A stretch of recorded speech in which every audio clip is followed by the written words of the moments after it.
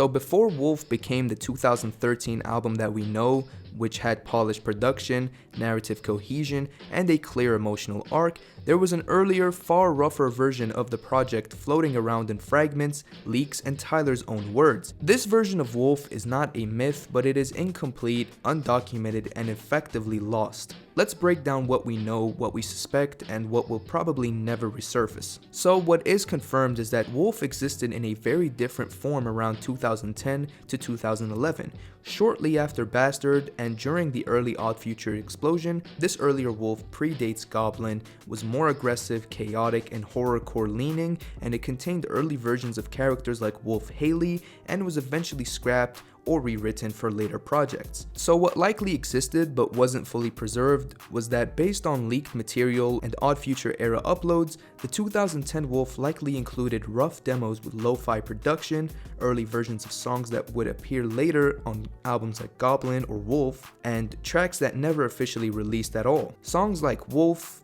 Cowboy, Pigs, and Rust reportedly did exist in some form years before the final album, though often with different beats, lyrics, or structures. But you might be asking, why was it scrapped? By the time Goblin released in 2011, Tyler's worldview and technical ability had already shifted. In hindsight, the early Wolf didn't fit where he was heading. It leaned too heavily into shock value, the narrative wasn't fully formed, and Tyler has said he outgrew parts of that era pretty quickly. Rather than releasing it, he recycled the concept, keeping the characters, the themes, and the names, but rebuilding the album from scratch into something more introspective and controlled. The Wolf that we got in 2013 is essentially a reboot, not a continuation. By the way, thank you to Chezzy Chaz for suggesting this album for the video on my Discord server. You can join the Discord server, the link to the server is in the description below. If he didn't suggest this album, it wouldn't have made it to the video, so you can check out his channel on the top right corner and show him some love and support. Ladies and gentlemen. Okay, now we have MF Doom's unreleased solo and collaborative projects. The status of this project is that there are confirmed unreleased material, and that they have been confirmed by collaborators and details have been heavily guarded. MF Doom recorded constantly. This isn't just a myth, it's documented by Madlib, Ghostface Killah, Stones Throw Records, Adult Swim collaborators.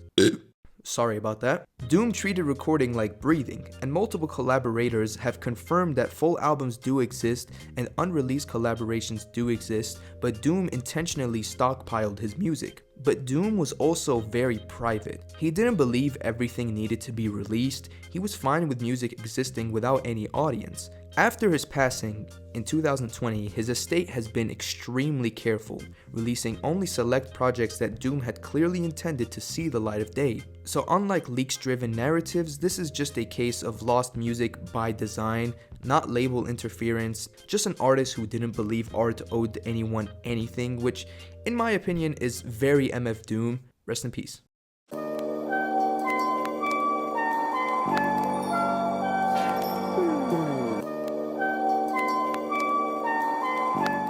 Okay, so this one is chaotic. You have Playboi Carti's scrapped eras, whether it's version 2, version 3, or pre-Whole Lotta Red material. The status is that there are confirmed multiple scrapped albums, and they have been confirmed by producers and leaks. Carti might be the modern king of killing his own albums. Before Whole Lotta Red even dropped, there were multiple versions, there were entirely different sounds, there were different vocal styles, there were different producers. Producers like Pierre Bourne and Filthy confirmed scrap material. And also because entire eras leaked with consistent sonic themes. I feel like Playboi Carti is the only artist where everyone knows at least one unreleased song from. But what is wild is that Carti doesn't scrap albums because he thinks that they're bad, he scraps them because he just gets bored, in my opinion. The moment the internet starts catching up to his sound, he moves on to a different one. So Carti albums don't die due to pressure, they die due to restlessness, which actually makes him the opposite of Dr. Dre with Detox. Dr. Dre was not able to let go, while Carti let go instantly. So Carti's Volt isn't tragic, it's volatile. And most of it, well, it will never release. In conclusion, When people talk about lost media, they usually frame it like a tragedy, like something was taken away from us. But when you actually look at these albums, like really look at them, you start to see a pattern forming. Most of these projects didn't die because the music was bad or anything. They didn't die because the fans wouldn't like them. And they didn't even die because the artist failed. They died because the artist changed. Dr. Dre couldn't release Detox because perfection became a prison. Lauryn Hill couldn't finish another album because the industry broke her trust. Frank Ocean walked away because grief reshaped his entire emotional language. MF Doom stockpiled music because not everything needs an audience. Playboi Carti burns albums because the moment a sound feels finished, he's already gone and doing the next thing. So these aren't failures, they're human limits colliding with public expectation. And that's the uncomfortable truth that people don't like admitting. Some art isn't meant to be finished, some art isn't meant to be released, and some art only exists to help the artist survive a moment in time. We live in an era where fans feel entitled to literally everything. Every demo, every leak, every unfinished idea, but these albums remind us that music isn't a product first, it's a process. And sometimes that process ends quietly, or off camera, or without a rollout or a press release. So, when people ask, why didn't this album come out? Or when are we getting it? The real answer is usually the same. The artist moved on, and we didn't. If you enjoyed this video, then leave a like, subscribe to the channel, join my Discord, link is in the description. I also created an Instagram account, and it is also linked in the description below. Thank you for watching. I hope you guys enjoyed, and yeah, that's it.